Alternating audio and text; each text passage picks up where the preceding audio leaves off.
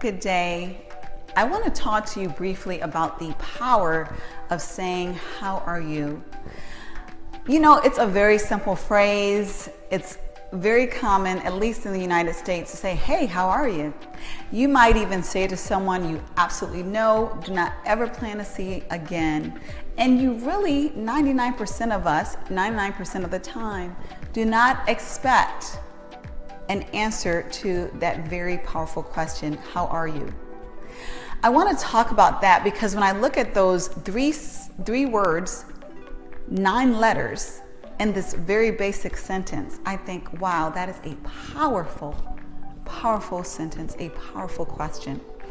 And I think specifically about Koreans who use a phrase that I will not even dare to pronounce and disrespect that saying. But essentially the phrase means, have you eaten? And it's equivalent today to, how are you? Are you okay? And the reason why that phrase, have you eaten, was so commonly used, and I would assume literally meant in the past, was because after the Korean War, there was a significant shortage of food. So you showed your care to others by saying, have you eaten? Because if they had not eaten and you had even the littlest of food, surely you were going to share with them and have empathy enough to care for them by feeding. And so today I look at us and I say, we use that phrase, how are you, so casually when it could be such a powerful tool that we could use to connect to others. We could really care how that other person was on the other side of that question, and perhaps even ponder how we might be able to help that person if the how are you was responded to in a way that wasn't so positive, in a way that perhaps was authentically in need of help. What if that how are you was responded to, I'm not feeling so well today. I need someone to talk to. I need something to eat, actually.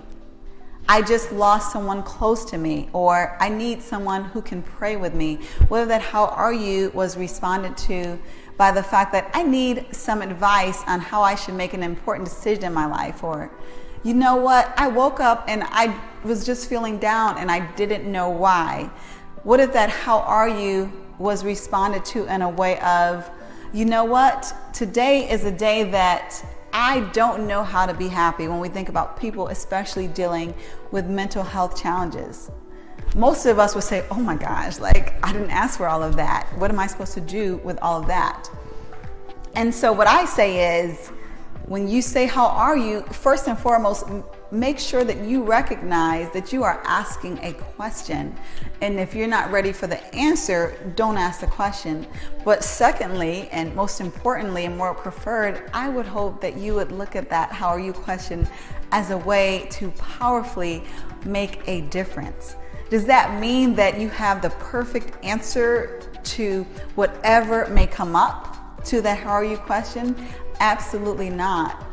But what it does mean is that you just might try to help that person in the smallest or biggest way of your capacity that you can. So I was pondering over that, and I wanted to share my perspective on it because I said to myself, wow. And I challenged myself with that, which I know is going to be a challenge because I am just as guilty of using that phrase so casually. But I now challenge myself to use that phrase not to fill in a space or void in a conversation, but to use it to powerfully make a difference, even if that difference are tiny increments over time with different people. And if I am not able to courageously ask that question, to give generously of my time to actually listen to the response, or to ponder how I might help, then how dare I ask that question, how are you? I hope that you receive this the way that I received it when I thought of it and pondered over it. And I hope that you have a wonderful and a blessed day.